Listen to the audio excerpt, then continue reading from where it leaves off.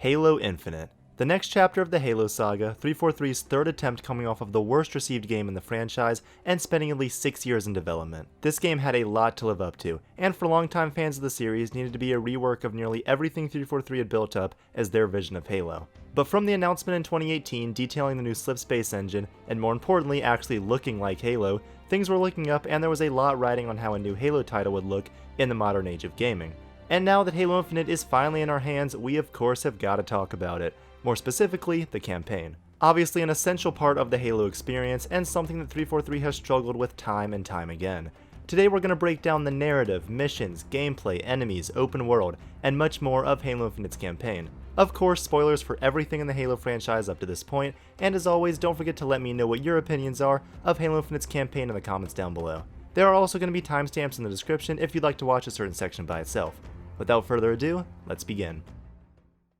Halo Infinite begins in late 2559, a little over a year after the events of Halo 5, where Cortana began her crusade against the galaxy with countless other AI backing her, and we start with the exact same shot that game ended on. Now the Infinity is being attacked by the Banished above Installation 07, Zeta Halo. On the ship, Chief is doing his best to fight back until the one and only Atriox appears. We get a brief fight between the two, but it's mostly just Atriox wiping the floor with Chief and throwing him into space to what Atriox presumes is his death. We then cut to a UNSC pilot 6 months later who has been stuck in a Pelican since the attack, and he comes across Chief. Chief wakes up, sees the ring has been damaged, and then boards a Banished ship to deactivate a stasis beam that is keeping their Pelican trapped. Meanwhile, we are introduced to the Banished War Chief Escharum, who along with the rest of the Banished believes Atriox to be dead. Of course, when we were all playing this, no one actually believed that, but for now, that is what all the members of the Banished believe.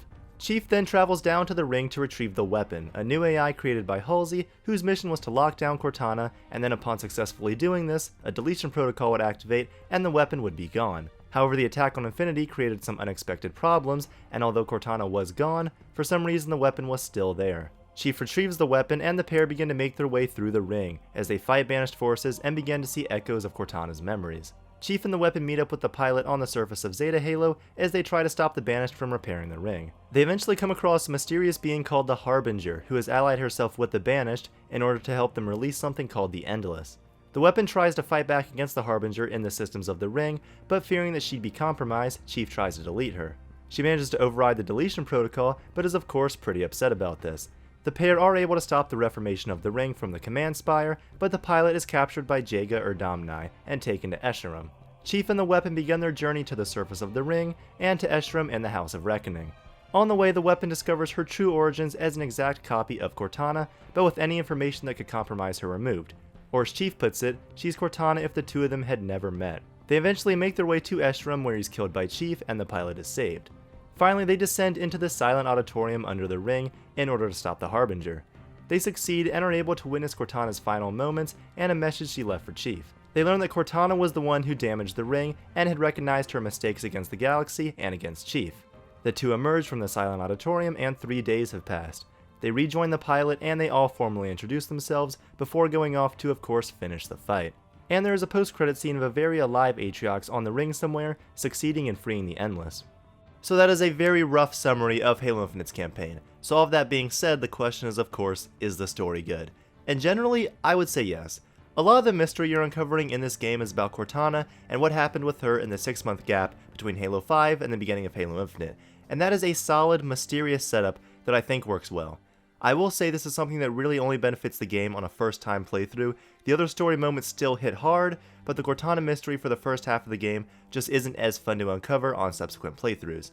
But Halo Infinite's narrative had a very difficult job to do. It needed to continue Halo 5's less than stellar created story, introduce the Banished in an exciting way, be a decent jumping on point for new players, and set the stage for the next era of Halo storytelling. And to my surprise, it actually managed to pull most of that off pretty well. I've got a few complaints here and there, but overall I loved it, and so much of it comes down to a number of small moments throughout that meant a lot to me.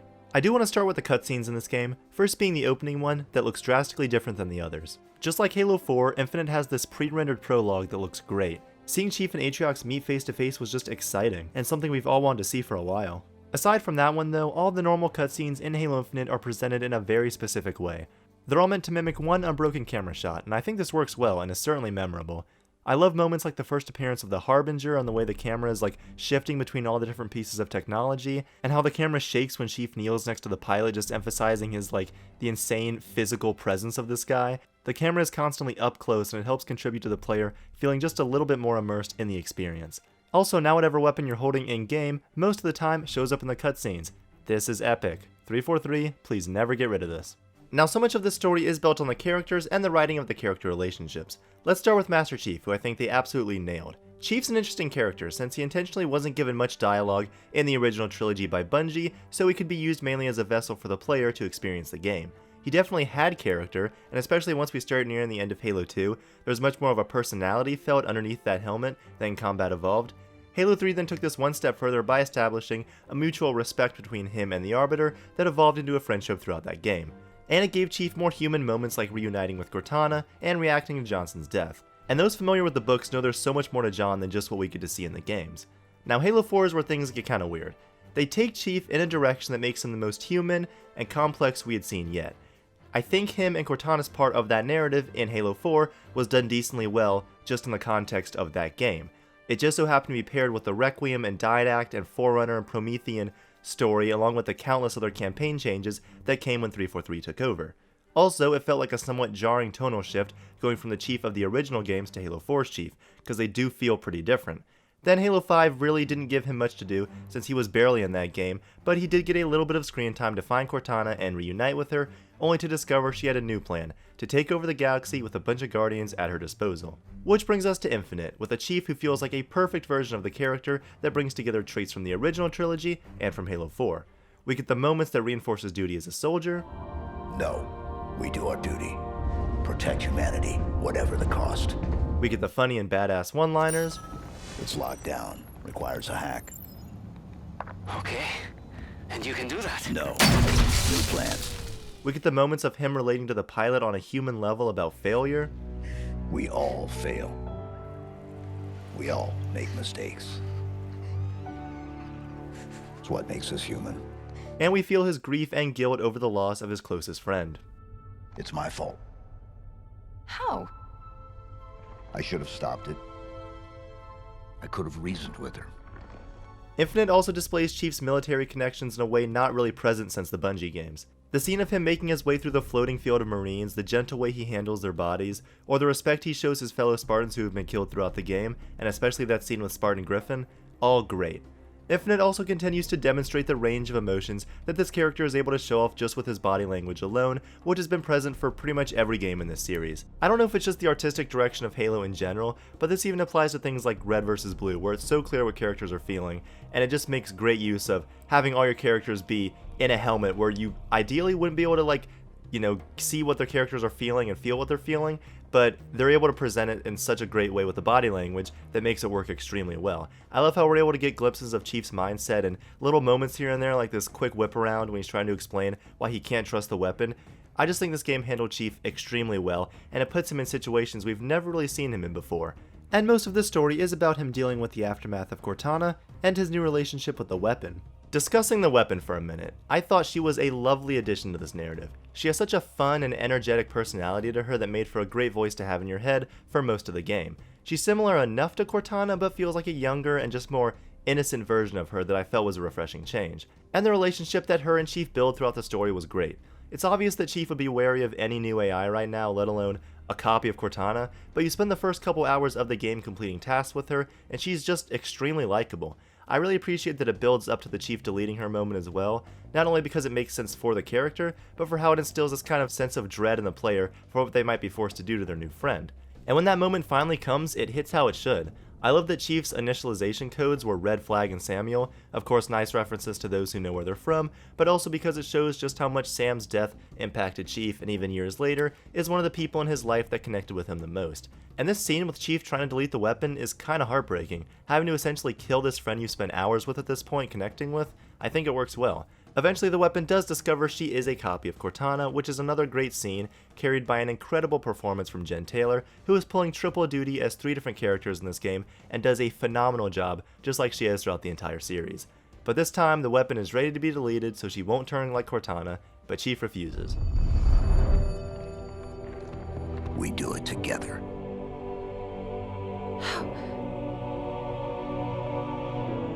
How can you trust me? I don't. But I want to. A great line, giving Chief the opportunity to save Cortana this time.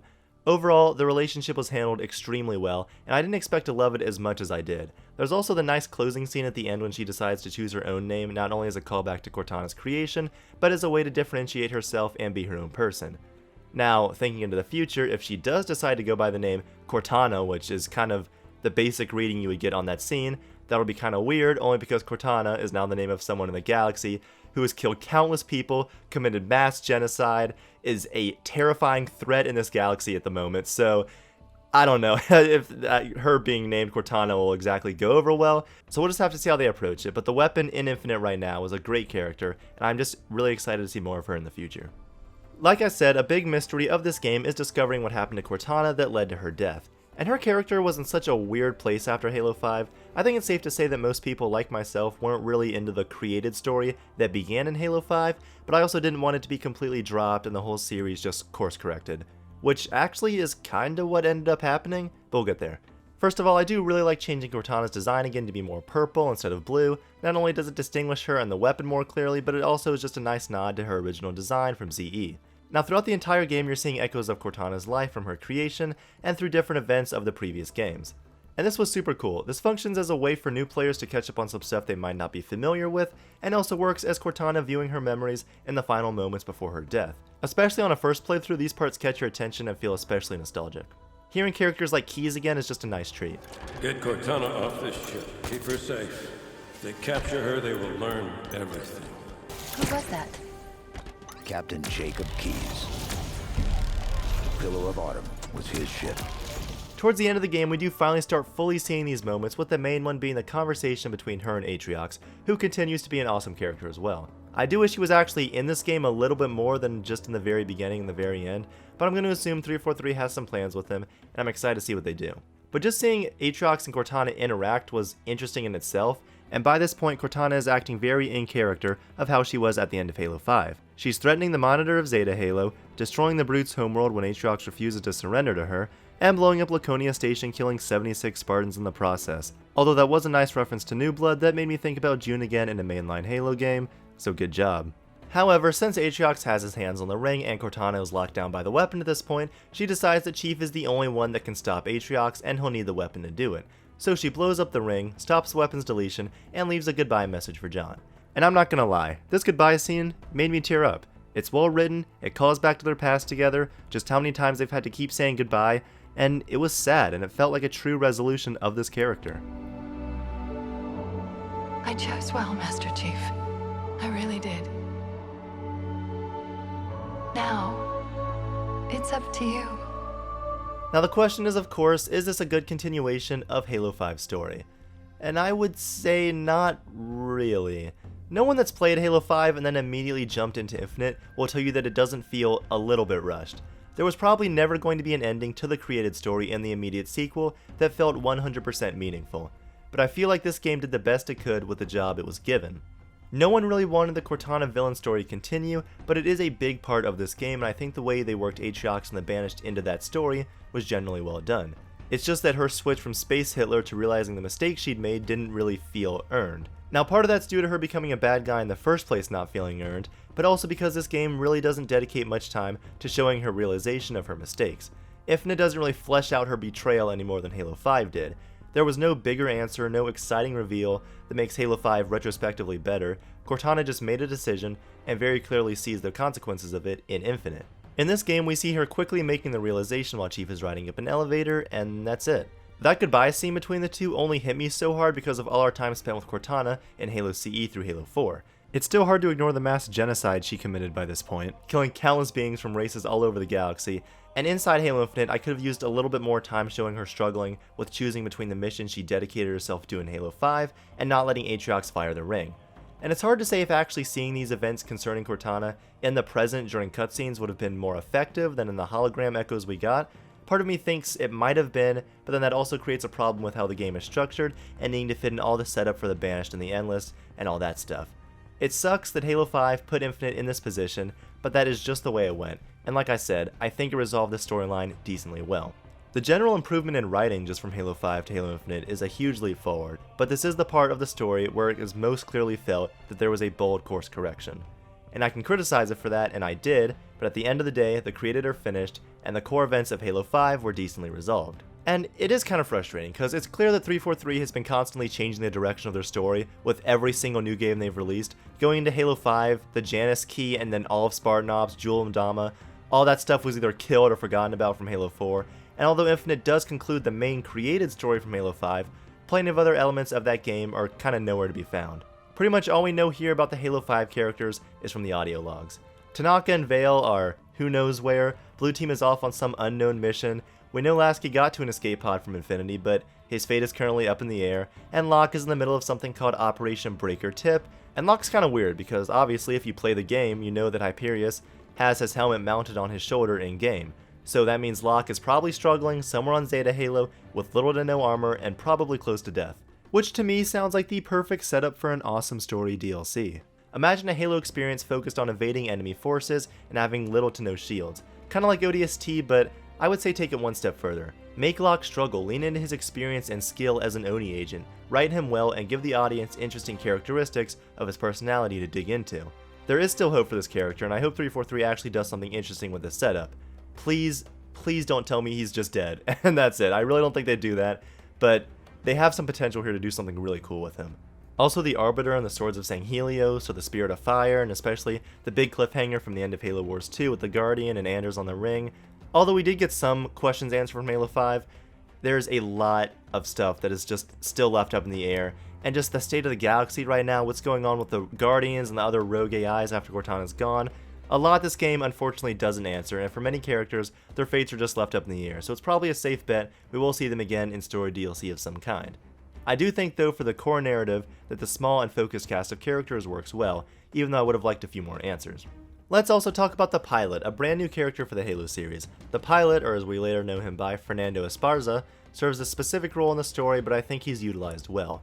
His inclusion keeps the more grounded human element that's always a part of the Halo narratives, whether it's Jacob Keyes, Johnson, Miranda Keyes, or Hood from the original games, or Lasky from the Reclaimer saga, but this time I love that he's not a high-ranking UNSC official or any kind of military soldier. He's literally just some engineer from the Infinity who stole a Pelican during the attack because he was scared. He's your everyman, and he's got some real survivor's guilt about what happened to the countless others who died during the attack. He's scared, especially near the beginning of the game, and that creates a neat little conflict with Chief. It's great stuff, and this dynamic between the two is entertaining and has a bit of heart to it. The scene where the pair relate over their failures and what it means to be human is still one of my favorites in the series. It's great and depicts Chief in a very complex way that still feels in character with how he's always been in the original games, but also takes in part of the what does it mean to be a man and a machine elements from Halo 4, and I think it just worked extremely well. I'm sorry, Chief, but how have you ever failed? I should have protected Cortana. Stopped everything from going wrong. I failed her. I will not fail you. As the game goes on, Esparza does play a little bit less of a role, but does become the driving force of the Chief and Eshram fight to happen. But even after he's forgiven himself, he still spends the rest of the game trying to make up for his mistakes. Him, Chief, and the weapon create this nice little trio, and their banter and camaraderie is one of the most consistently entertaining parts of the game. And the moment where he reveals his name at the end is nice as well. They bring in a new version of that classic Halo 2 finale track that I just loved, and again, evoked so many exciting emotions in me for where we can go in the future. We also have our main villains of the game, being Eshram and the Harbinger. We'll get into the Harbinger more later, but for Eshram, I think he was a decent antagonist. For a lot of the game though, I didn't find him to be utilized very well. I did appreciate some of his characterization though. He's clearly sick, nearing the end of his life, and all he really wants is a worthy opponent, which he finds in Master Chief. He does want to avenge Atriox and make sure his mission with the Harbinger is accomplished, but he also is depicted as the soldier who just wants a suitable fight first and foremost. I did appreciate the few cutscenes kind of solely dedicated to the Banished, reminiscent of Halo 2's story with the Arbiter and the Prophets and Tartarus, and just how a few lines establish a history and friendship between Jaga and Eshram. My biggest issue though, is that Eshram really doesn't do anything for the vast majority of the story, and you really don't get that great a look at him because he spends the entire game speaking to you through these red holograms and holograms only.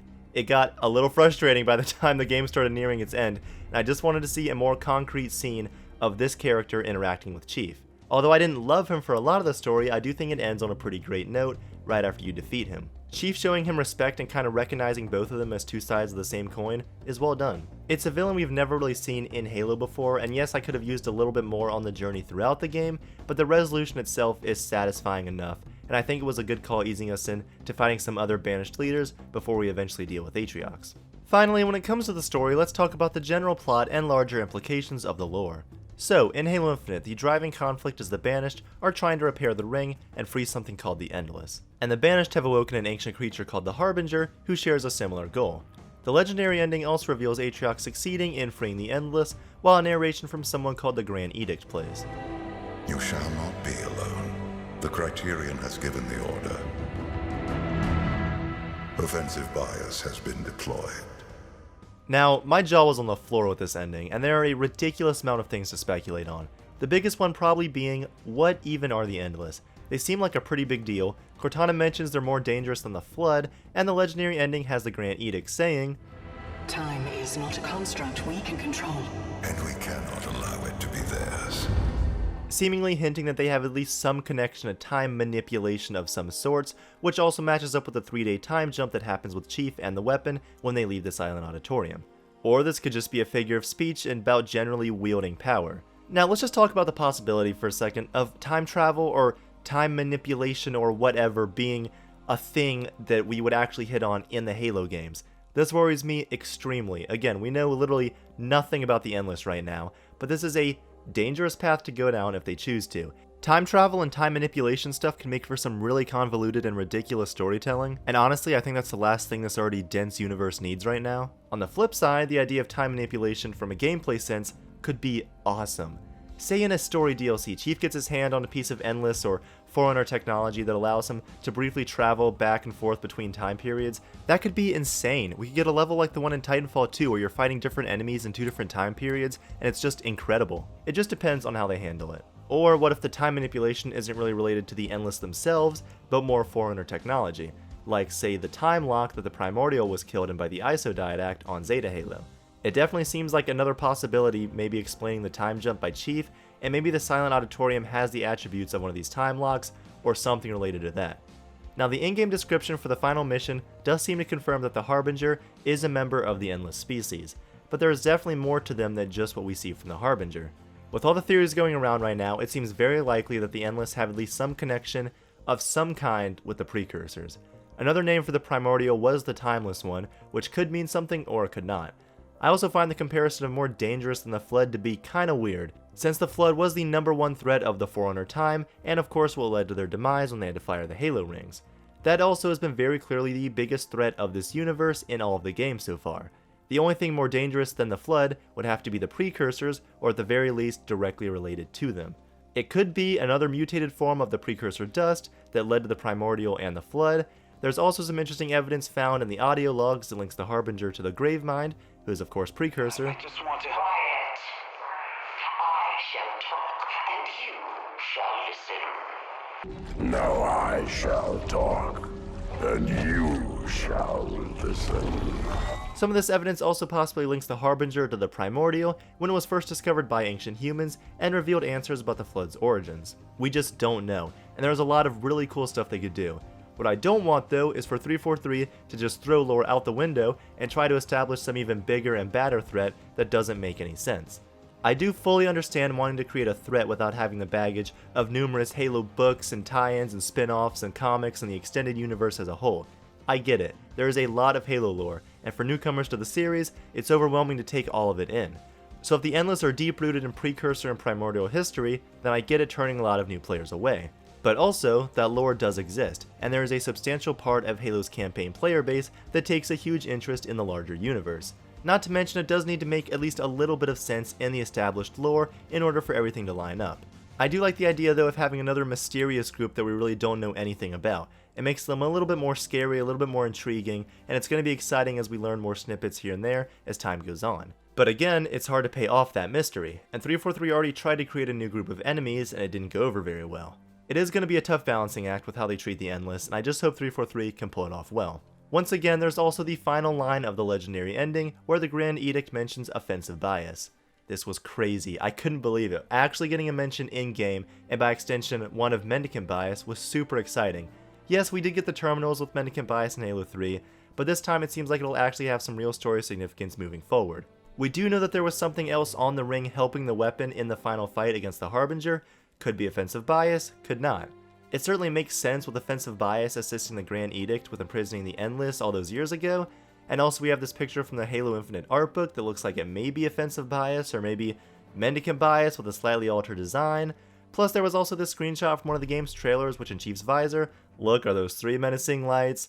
Clearly there was a good amount of stuff that was cut from this game or from the campaign or story stuff, so it wouldn't surprise me if we do see all this stuff kind of built upon sooner rather than later. Also, the setting of the game is Zeta Halo, where mendicant bias was turned against the Forerunners by the Primordial. Surely it has got to have some real significance moving forward. Just lots of questions, but everything they've set up here is super interesting. It's great to finally have some new clues to speculate on, and hopefully they're properly built on in the future. We do know that Microsoft filed a trademark for something called Halo the Endless, and based on 343's previous statements about this being a 10-year-long live service game, it's probably a safe bet that this is going to be a story DLC that answers many of these questions from the base campaign. Now, due to all of that, the story for the core Halo Infinite campaign does suffer a little bit. This entire part of the narrative is just there to set up the next era of Halo lore and stories, which I am excited for, make no mistake, but it doesn't make for the most satisfying story by the time you finished Infinite.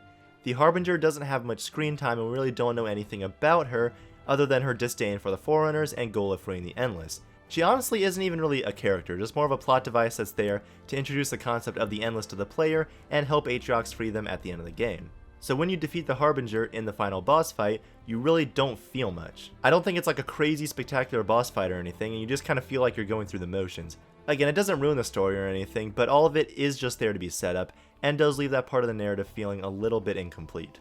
So, overall the story is pretty good. There are some hard-hitting emotional moments, and our trio serves as great main characters. Chief is possibly the best he's ever been, the weapon is entertaining and a charming new addition, and the pilot is a memorable, very human piece of the story that serves his purpose well.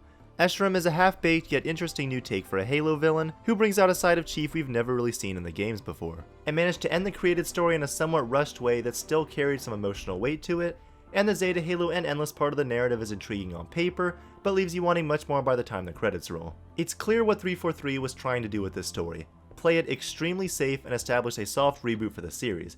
Maybe even a little too safe.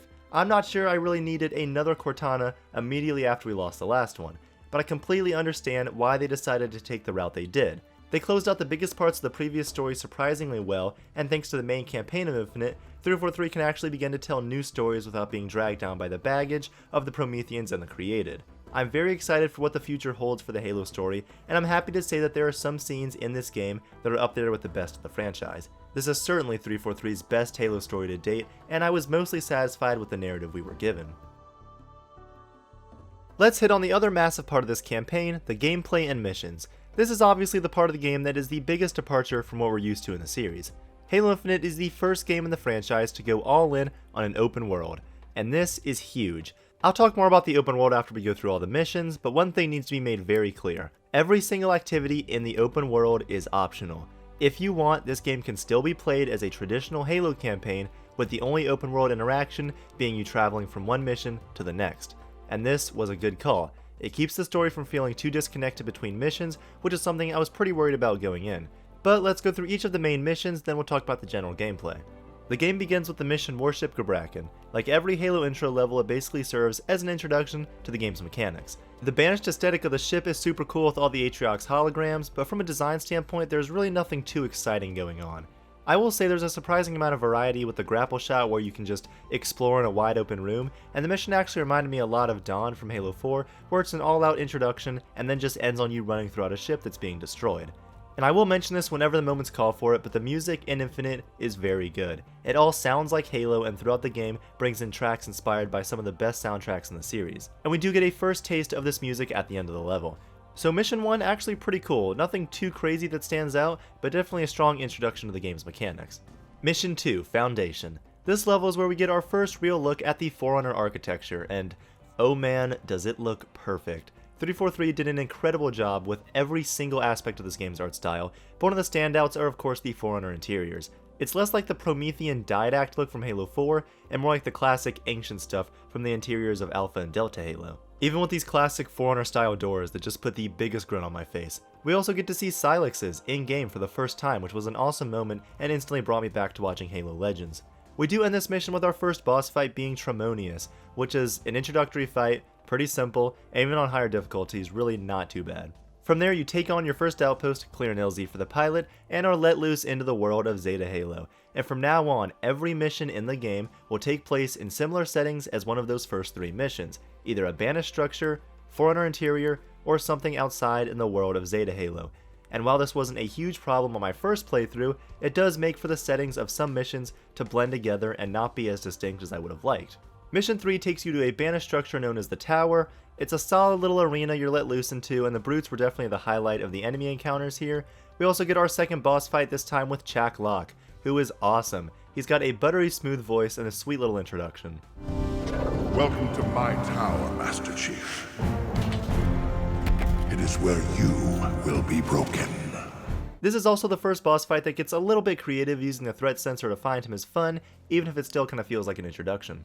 Mission 4, Excavation Site. This level offers a decently large scale battle and was one of the first combat encounters in the game that really stood out to me and was decently challenging. It also features a pretty nice variety of weapons and vehicles for you to play around with, also more great music as well that actually takes inspiration from some tracks in Halo 5, which was neat. We also get our Bassus boss fight, and I love Bassus. He's this big, dumb space monkey who doesn't talk properly. He's a big dumb monkey, and he was pretty funny to come across. He's fun to fight as well. It just kind of feels like a natural evolution of Halo's Brute Chieftain boss fights, and it was enjoyable. Mission 5, Conservatory. Another Forerunner interior with some cool moments that show off some beautiful architecture, very reminiscent of Halo 2, and we're introduced to the Skimmers, who we'll get into later, and there's a cool little fight at the end against a pair of brutes with scrap cannons. Very basic mission, really nothing to write home about. Mission 6, Spire. This level is extremely short, but it does give us our first hunter fight of the game, and our first adjutant resolution boss fight, which I enjoyed. Kinda reminded me of the Sentinel Enforcer from Halo 2, and it was cool. And that's literally it. That is the entire mission, not even really a full level, so moving on. Mission 7, Pelican Down. This was one of my favorites in the game, and of course the level that was shown off in the infamous 2020 gameplay demo. This mission has a basic structure of completing 3 objectives in any order you want right after a ship crash. Sound familiar? This level feels like the one that most embodies what this campaign experience is going for, clearly inspired by the open parts of Combat Evolved. Visually, it looks great and keeps you on your toes with interesting environments to run around in, and very fun combat encounters. It also shows off the variety within the Banished, including Jackal snipers, hunters, enemy ghosts, and more. The mission also ends with the Hyperius and Tovarus boss fight. The community has been hyping these guys up for a long time, since first seeing them in cannon fodder and on leaks and stuff. And yeah, now that the game's out, they are barely in it, but the fight itself is decently fun. I do wish there was at least a cutscene or something to introduce them, because I feel like this could have worked really well as a big mid-story boss fight. It almost gets there. I like the open environment the fight takes place in, and the assortment of other ground troops that are there adds a bit of scale to it, but you just kind of stumble upon the two, and especially the music doesn't really add to this fight in a way that makes it feel as grandiose or meaningful as I would have liked. As enemies, they're decent, they're interesting enough. Hyperius is the only vehicle boss we got. I appreciate that there's really no limits on how you can interact with his chopper, but I still feel like the whole thing just could have been so much better. Still a great mission though, and one of the highlights of the game. Mission 8, The Sequence. A level that is very similar to the one before it. It starts with a pretty engaging combat sequence, and then you are given the task to travel to 4 different beacons throughout the map, right after the mission where you had to travel to 3 different guns throughout the map. If you're strictly playing the story missions, then this is the first time you really get to fully explore and see a lot of Zeta Halo, and there are some memorable moments in this journey. You travel to a new part of the map that actually offers a little bit of environmental variety, and is just fun to walk around in and check out. Most of the combat encounters at the beacons themselves are fine, really only one stood out to me, which was the objective, surrounded by the Wraith and some ghosts, which offers a little bit of fun variety. But besides that, nothing too crazy. The mission does end on a pretty strong section as well, so while most of this mission is still generally fun, I do feel that this is where the issues of this type of Halo game start to show. We'll get into more of that later though. Mission 9, Nexus. Yet another mission set in a Forerunner structure, and I really enjoyed this one. Maybe it was just due to all the in-game storytelling and callbacks here, but a lot of this felt like a true classic Halo level. You ride a gondola, you fight sentinels, you ride down those fun little slide things from Halo 2. Just a true, mysterious Forerunner level with some great storytelling and fun sequences. Mission 10, the Command Spire. Another fairly simple Forerunner interior level where you fight the Banished, Skimmers, and Sentinels. It's got some really memorable sights, and I can only compliment the Forerunner art style so many times, but it's greatly appreciated. I do like the idea of bringing back Adjutant Resolution for a second fight, except I didn't really find it different enough from the first time. There's a slightly dynamic environment now and other Sentinels will attack you during the fight, but that's the only real change. I still generally enjoyed the encounter, I just would have preferred a completely new Sentinel fight than reusing a previous one. There's also a little Phantom section at the end that is fine enough, a little bit different, but I do have some issues with Phantoms that we'll get into later. Mission 11, Repository. By this point, the setting of Forerunner interiors does start to get a little tiresome. Fighting Banished and Sentinels is still fun, but other than that, really nothing too memorable to discuss. Mission 12, The Road. This was awesome. You rescue that first squad of Marines as you emerge from inside the ring, and once you see that Scorpion, you know what is about to happen. A new rendition of the Halo theme kicks in, and we finally get a semi-linear Scorpion sequence. This was perfect, and something I felt was sorely missing from this campaign up to this point. It was just a blast to play through, and although it was mostly linear, still gave you a wide variety of weapons and vehicles to complete the sequence with. There's such a fun vibe to it that with the music I feel like it just captures that power fantasy so well that the earlier games were going for. This was by far one of my favorite parts of the campaign, and I just had a huge smile on my face the entire time. I just wish it went on a little bit longer. Mission 13, House of Reckoning. The resolution of the Eshram part of this campaign, and it's actually pretty simple. You're let loose into 2 arenas with waves and waves and waves of Banished attacking you, of course with an assortment of different weapons at your disposal. And once again, it's fun. But I wasn't a huge fan of this being how you fight your way to Eshram. I think Halo is at its best when you're on the move. So when it basically turns into a wave-based survival sequence, I feel like it's not using all aspects of Halo to its fullest potential. And we've had sections like this in Halo before, but for me they're usually some of the weaker parts of those campaigns. I do appreciate how it kind of fits well into Eshram's character and his dynamic with Chief where he wants to test and challenge him, and all the rooms are supposed to be like training arenas with UNSC armor all around. It's a cool idea and I like the aesthetic of it. I just don't think that these types of sequences being main story missions fully play to Halo's strengths. We also get our Jaga or Domni boss fight, and this was very cool. Everyone knew that finally seeing a Silent Shadow Elite was gonna be awesome, and his boss fight is probably my favorite in the game. It's actually scary, and the whole thing just has this claustrophobic horror vibe to it that I really appreciated with the red lighting. Super cool. I love the 2-level room design, just very memorable, and really doing something new with the boss fights in this that is unlike anything we've seen in the series before. And we do end on the Eshram boss fight, which is fine, decently fun once again. They do start out with this really interesting idea that all the damage you do to Eshram is transferred to the pilot, but all that really comes of that is you have to destroy 4 relays around the room to hurt Eshram. Fairly basic video game boss fight stuff, but it definitely didn't blow me away or really surprise me like I was hoping for. Mission 14, Silent Auditorium. And this is a solid enough mission. Again, more Forerunner interiors that all kind of blend together, but there are a few somewhat difficult encounters, and the in-game storytelling in this level is where most of the memorable moments from this game are from. Other than that, it's fairly basic, and we end on the Harbinger boss fight.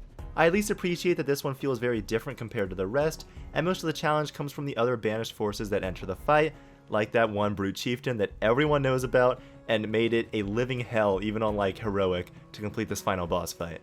It is a neat environment to grapple around in though, and there's some cool verticality that kept this boss fight pretty fun, and from a gameplay level made for a solid ending to the campaign.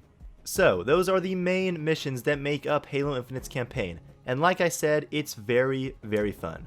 The core gameplay and combat loop here feel amazing, and enemies are so much fun to fight. The decision to take things back to basics and completely scrap the Prometheans was a great call. Most enemy encounters are perfect and play how they should in Halo. The grunts are usually pretty hard to mess up, but they're still fun here. I especially love the introduction of the grunt mules, which are a neat idea and give you some more choice in combat situations where you can take them out first to gain access to some cool weapons they're carrying. It's just a cool spin on a classic Halo enemy that I really appreciated. The Jackals feel largely unchanged with the exception that they can shoot from above their shields now instead of just from behind them. Most engagements with the elites are also a blast, and I think fit mostly well into this new style of Halo, with boss fights and changes like energy swords not being a one-hit kill anymore. The brutes also make their grand return for the first time since Halo Reach, and I love them. For me, these are some of the most fun brutes that I have ever fought in the series. Although I do really adore Halo 3's campaign, one of the things that's kind of weird in it is that the brutes don't feel very unique in that game. Due to not fighting any elites in Halo 3, the brutes just kinda took that role and lost a lot of what made them special in Halo 2. So I like that in Infinite the brutes have a more distinct role in combat encounters separate from the elites. Especially the Berserker brutes, who I loved in this campaign, I think may actually be an improvement for me over Halo 2's. They make for a real level of unpredictability while fighting them, and on higher difficulties can actually be extremely tough. Brutes also now have the ability to throw suicide grunts, an awesome idea and really cool when it happens, but I think I saw this maybe 2 or 3 times in all my playthroughs of this game so far, so it didn't really happen enough to be one of my bigger takeaways from the game, which was unfortunate because they talked about it during the gameplay demo and I was really looking forward to it. It just happened so rarely that it didn't make much of an impression. We also get the return of the skirmishers from Reach, and they are fun to fight as always. There's still these more skittish variations on the jackals, and although I didn't find them as memorable in this game as I did in Reach, I still enjoyed them. Hunters of course are back, and this iteration of them seems to be a little controversial, and I can understand why. On Heroic, the base hunters seemed just a little off. They don't charge nearly as much as they used to, and it felt just a little bit too difficult to gain access to their weak spots. Granted, I'm sure this is because they now have some weak spots on their knees, and the way they play is a little bit differently, but I still never found them to be as fun as I would have liked. And the Red Hunter variations, especially on most difficulties, I found to be not a very enjoyable experience at all. On normal difficulty though, the normal hunters felt a lot better, and at the very least, were of course better than Halo 5's. They functioned more like traditional hunters in that way. Whatever Halo 5's hunters were supposed to be, I was not a fan of those, so I at least appreciated they were an improvement on that. We also get a new enemy, the Skimmers, and these didn't make much of an impression on me. They're not annoying to fight like some of the Prometheans, but I feel like I generally enjoyed the drones more. The Skimmers just don't move much, and I feel like they really aren't meant to play that substantial of a role during combat. They were just kind of there. When it comes to enemy vehicles, Wraiths. I really don't like the changes they made when it comes to them. For some reason now the Wraith mortar looks so tiny, and it looks more like a Revenant shot than a Wraith, and the sound is nowhere as impactful as it used to be. Also, I wanted to mention Phantoms real quick. Their explosions are still lacking. I know some people find it silly to compare it to stuff like Halo 3 and just that it's not a big deal, but it's crazy how different the satisfaction is when you would kill a Phantom in Halo 3 compared to ones in Infinite. I like the new banished designs of the Phantoms generally, I just don't love how their explosions look, and it's crazy that Halo 3 still has current games beat when it comes to the awe of seeing a Phantom explode. But enemies for the most part are a blast, and one of the biggest things separating Infinite from 343's previous 2 games. I cannot stress enough, no matter the situation in Halo Infinite, if you're fighting grunts, jackals, elites, and brutes, it is probably pretty fun. Even if the missions don't impress me too much, the enemies are always very enjoyable. The general gameplay and combat encounters here are stellar, some of the best ever in the franchise. The Prometheans severely lacked this, and it's so nice to have a Halo game again, where nearly every enemy encounter is a blast. And Infinite of course features a number of different boss fights that I think are pretty good. Halo has a weird history with boss fights. Halo 2 introduced them with the Heretic, Regret, and Tartarus, all of which kind of varied in quality but generally weren't considered the strongest parts of that campaign. Then Halo 3 has the Guilty Spark encounter, which is barely even a boss fight. Finally, Halo 5 had the Warden Eternal about 1,000 times, and we all remember how that went. But Infinite goes the route of a more traditional video game boss with a shield and health bar that you slowly have to drain, more akin to something like a bullet sponge. I definitely would have appreciated a health system that's more focused on visual changes to determine their health instead of just health bars, but that's a small complaint. And these fights are mostly successful. I just feel a lot of them played it a little bit too safe. And although this game does encourage a focus on the sandbox much more than the last 2, I still feel like it could have gone a little further with this in the boss fights. Imagine the possibilities if we were able to use even more equipment like gravity lifts or mines, or if the vehicles played a little bit of a larger role in fights. And honestly, if it were up to me, I'm not sure I would continue this style of boss fight in the future. Boss fights are weird in Halo, because I feel like the traditional video game bullet sponge boss fight doesn't really work extremely well for Halo's strengths. Halo's strengths come from the combat loop and utilizing the sandbox in creative ways. Take defeating Truth in Halo 3. There's not really a traditional boss fight where you fight Truth or anything like that. I've always viewed most of that mission leading up to that, and especially the fight to the Citadel, as the boss fight. It's Halo run and gun enjoyment, and fighting the 2 Scarabs while you're teaming up with a Flood to fight your way to Truth, it works so well. That is the boss fight. It feels climactic and like you fought your way through hell to finally defeat this threat. I didn't mind the boss fights in Infinite, and I actually thought they were generally pretty fun, but if they return in DLC of some kind, 343 needs to take some risks and lean more into what makes Halo encounters so special. Infinite also brings back equipment from Halo 3, but in the campaign it's used more as a standard upgrade system with abilities, and these 4 abilities that you always have access to are the Grapple Shot, Thruster, Drop Wall, and Threat Sensor. You can also upgrade your shields, and that's exactly what it sounds like. All these abilities have these cool little upgrades like shocking enemies when you grapple them and activating camo when you use the thruster, but there is a pretty obvious standout here. I use the drop wall approximately 1 time, the thruster a couple, and the threat sensor a decent amount for camo enemies, but the grapple shot is incredible. This is one of the best additions to Halo's gameplay in a very, very long time. The amount of versatility it has is wild. Grappling to get out of a tough situation, getting to a new spot to find an interesting vantage point, grappling coils, grappling weapons to you from behind cover, it's a blast and became just such an integral part of every encounter in this game. I just love all the new options it gives you in a fight. Say you're out of ammo and about to take on a jackal. Do you use the grapple shot to stun the jackal since you're out of ammo, or do you think fast and grapple a new weapon to you quickly and then engage the jackal? It's insane how fun it is and truly changed the game when it comes to how you fight enemies in Halo. Not to mention how much it encourages so much more exploration and levels than I was ever expecting.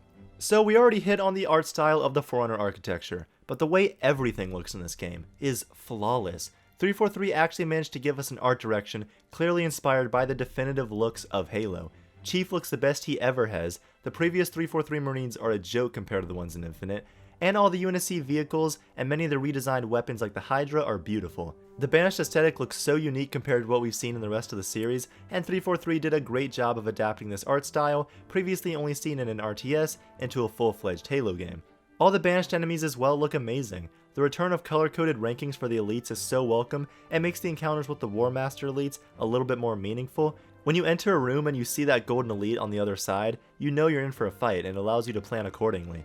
The elites also actually feel like elites again, more like the sleek, slender assassin warriors from Halo CE and Halo 2, as opposed to the hulking monsters from Halo 4 and 5.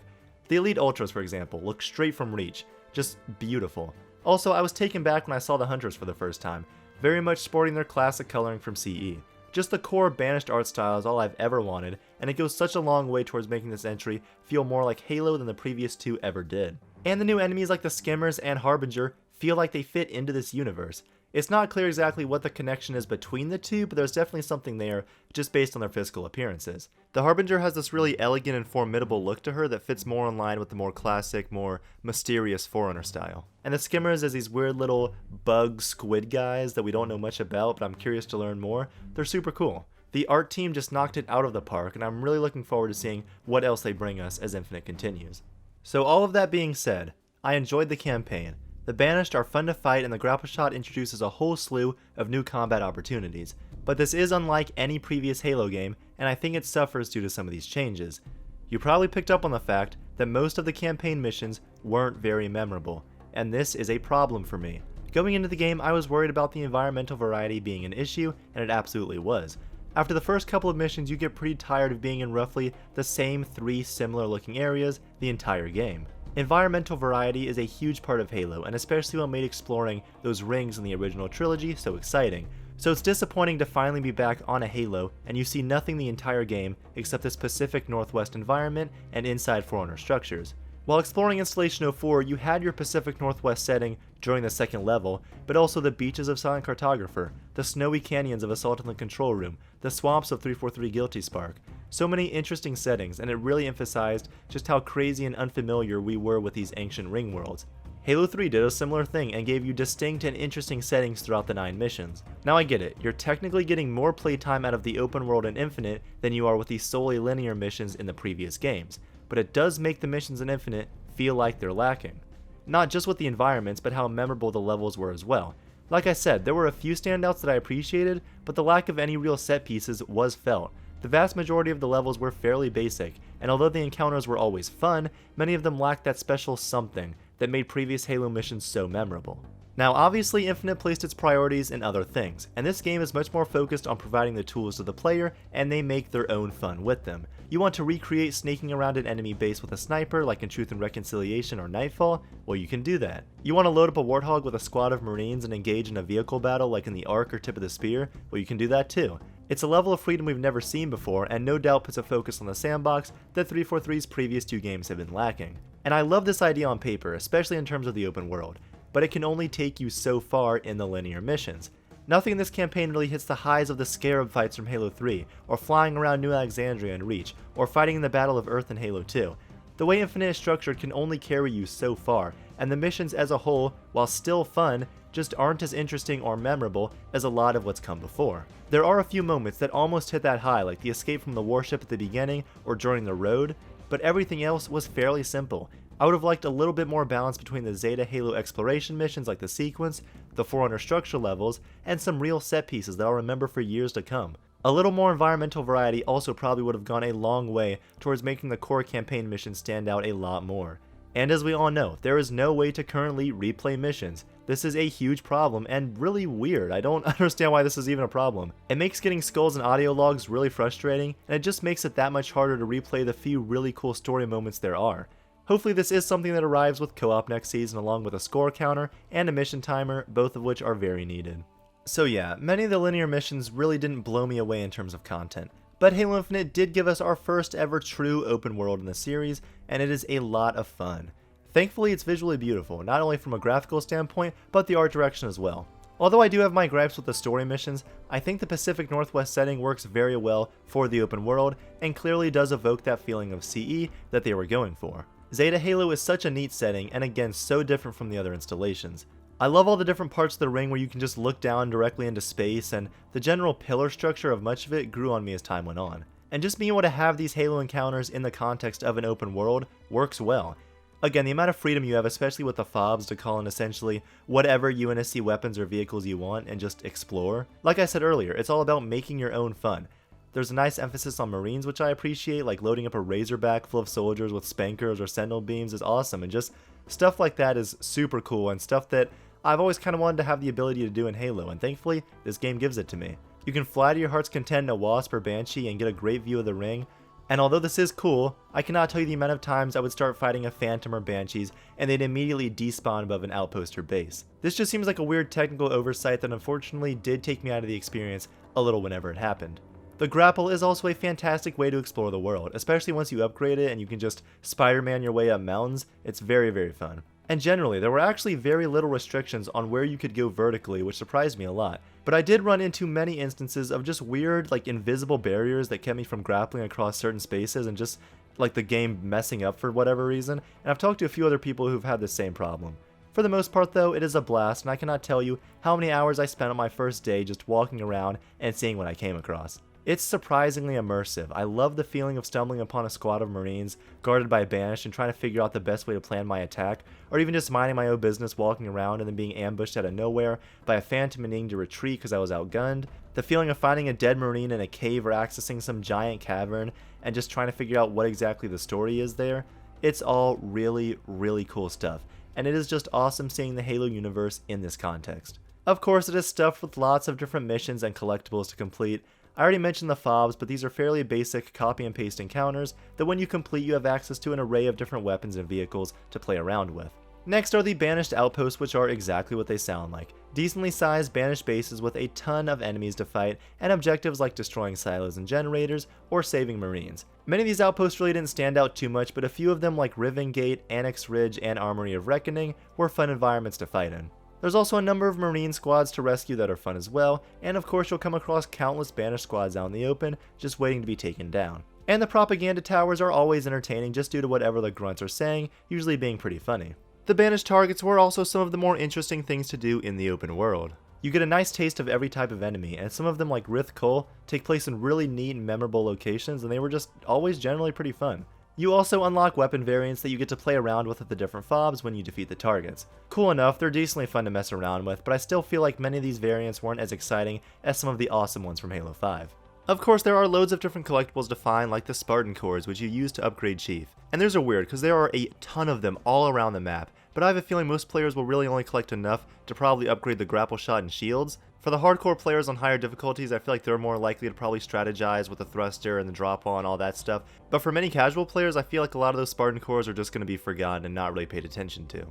There's also audio logs that fill in story gaps, and the armories that reward you with multiplayer cosmetics. It's kind of ridiculous that you don't actually get any armor from these armories, or from the campaign at all. Even Halo 4 gave you the Mark 6 for beating the campaign on Legendary, but let's face it, they're probably waiting to add the Mark 6 Gen 3 in the store and sell it for like 20 or 30 bucks because that's where Infinite's multiplayer is at right now.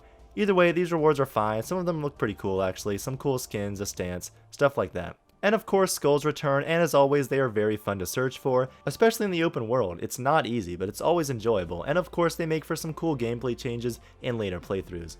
Also waiting to be found are Easter eggs, a whole slew of them scattered not only through the missions, but throughout the map as well. All the Craig memes, the giant sandwich, the gopher silex, the plushies, and tons and tons and tons and tons of references on the loading screens.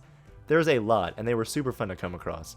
So, although I do generally enjoy the open world, I feel like it's mostly just due to the gameplay in Infinite being so fun. The map itself is fine. There's definitely a honeymoon phase for the first week or so of just taking in a Halo environment this big, but most of the content in it is pretty standard, not much different than every other open world game that we've seen in the past 10 years. So I think it comes down to this. Is the inclusion of this open world worth the linear campaign we got? And I would probably say no. As cool as a Halo open world sounds on paper, what Infinite gives us feels more like a first step, and I think I would have rathered a more memorable core campaign with iconic Halo set pieces that meant a lot more. As it stands right now, we do have more hours of Halo content, but most of those hours blend together, as opposed to the Bungie games which are shorter, but man are those linear missions great. I do really appreciate the attempt at something different, and like I said, so much of it is dependent on you making your own fun and the freedom it offers you. But there is still only a limited number of scenarios you can create for yourself. You'll never have an experience that hits like a Warthog escape run or a claustrophobic flood survival sequence. Unfortunately, much of the world does blend together, and I feel like there just needs to be more. Imagine if you could load up with the Falcon of Marines, or there were some big interactive parts of the environment that always felt fresh to visit. Or you could travel to other biomes on the ring that looked and played drastically different than the main area. Or a customizable arena of sorts on the ring with enemy waves that you could kind of chain, something maybe like Firefight, or the obvious one, co-op. It is still crazy that there is no co-op in a Halo campaign, and just exploring around Zeta Halo with a friend or 3 friends sounds like so much fun. I can only imagine the crazy possibilities of what people will get into when it launches. At the end of the day, I do think I would have preferred having a more memorable linear campaign and co-op at launch as opposed to the situation we're in right now. It's fun, it's never not fun while playing, I just am not sure the risk they took paid off as of right now. So that is Halo Infinite's campaign. It's good, it's quite good actually, and is no doubt the best Halo campaign created by 343 to date. They finally nailed down so much of what they have struggled with in the past decade. Not only that, but they've actually managed to significantly improve the gameplay loop with additions like the grapple shot, which they deserve massive credit for. And yes, the main linear missions are not as strong as many of them from the previous games, and the campaign doesn't have as much environmental variety or as many memorable moments as it needs, but they've got the right idea, and that is something I have never been able to say about 343's philosophy when it comes to making Halo campaigns. Just like the multiplayer with Infinite, they nailed the base gameplay, they nailed the movement, they nailed the enemies. All of this are the important things. They have nailed the hardest parts. They can release new missions, new environments, new set pieces, and we know they will probably be at least as fun as the main campaign. It's a great starting point, and once again, a massive, massive improvement from 343's previous attempts. The story impressed me a lot when it came to the character writing for Chief and his new relationship with the weapon. It feels like 343 has a much clearer understanding of what people come to Halo stories for. The tone and atmosphere of the story feel much more in line with what Halo is. They delivered a rushed, yet still decently emotional ending to Cortana's character and the created story. They also integrated the Banished faction into this universe in a menacing and exciting way. All of that in addition to setting up a number of new stories in the Halo lore about the Endless, Atriox, and Zeta Halo. So if I were to say my one big takeaway from Halo Infinite, it's a starting off point, a very good one. They played it safe, which was a good call, and stuck to a lot of what they know people appreciate these games for. It doesn't make for the best campaign missions of the series, or the most expertly told and conclusive story right now, especially for the stuff with the Endless that is all nothing but setup. However, Infinite offers a basis that is fundamentally much better and much more Halo than the previous 2 games ever were. 343 listened when it came to the campaign, that much is clear, and with some additions and more listening to community feedback, Halo Infinite has the ability to become the best Halo campaign to date. Thank you all for watching, Majestic Gaming.